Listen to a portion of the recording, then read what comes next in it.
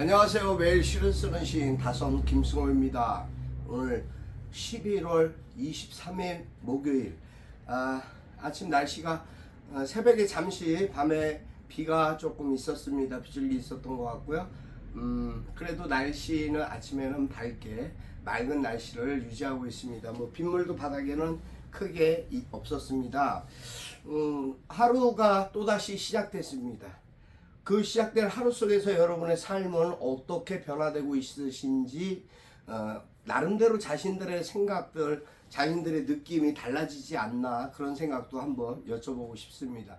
저 같은 경우에도 하루의 일상 이제 정해져 있는 어떤 루틴에 따라서 매일 해야 되는 것이 시간대별로 정해져 있는 것도 있습니다. 또 물론 그 시간 중에 운동할 수 있는 시간을 좀 정해놓고 해야 되는 부분도 좀 고민을 하고 있습니다. 오늘 아마 23일이니까 오늘 또 예약을 해야 될 것 같습니다. 중요한 거는 그런 것이 문제가 아니라 국내 정치, 경제, 사회 얘기해봐야 시끄러운 이야기들 뿐입니다. 너무 터무니없고 어이없는 이야기들, 또 아무도 반성하지 않는 정권, 누가 대신 사과할 사람도 없는 그러한 참 웃지 못할, 피치 못할 이러한 검찰공화국에서 우리가 하루하루를 산다는 것 자체가 어떻게 보면 참 신기할 정도로 역사스럽습니다. 어제 지난밤에 사실 몸이 많이 아픈데도 불구하고 서울의 봄이라는 영화를 관람하게 됐습니다.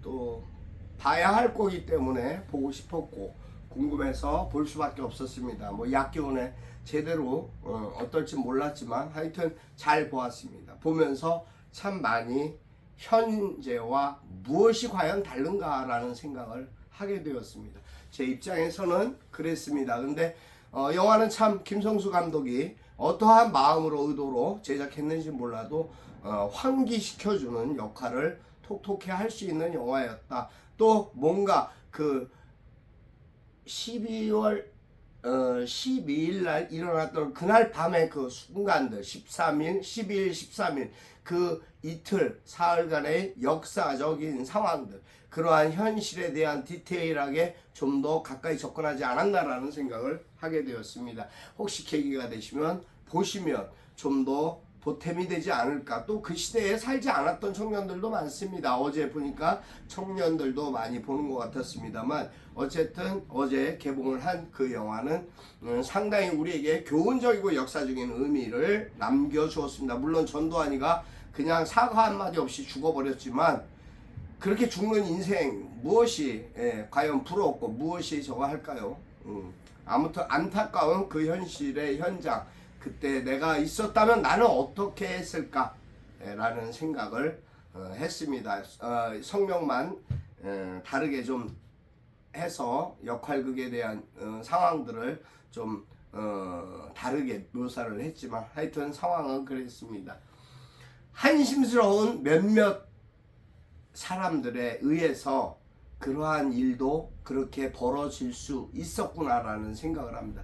그래서 지금 정치를 보면서 현실 정치에 그런 역할을 하는 인간들이, 수박 같은 인간들이 정말 있구나라는 생각을 개탄할 수밖에 없는 것이 사실입니다. 오늘 목요일 488회 시장작 토크 시작하겠습니다. 여러분 안녕하십니까? 매일 오늘 하루 지난밤 어떠셨습니까? 오늘 하루 또 새로운 하루가 시작됐습니다. 행복한 그러한 하루가 되셨으면 좋겠습니다. 아프지 않고 저도 아직 몸이 좀 개운치가 않아서 힘든 상황입니다. 사실 요즘 들어 통화하기도 힘들고 따로 별도 이렇게 문자하고 하는 것도 사실 많이 고통스럽고 힘듭니다. 최소한의 것을 다 최대한 줄이고 있는 그러한 실정입니다. 많은 사람을 접촉하기도 불편하고 하여튼 그러한 상황이지만 제가 할 도리와 역할이 있기 때문에 책임감 있게 그러한 부분들을 수행하고 있습니다.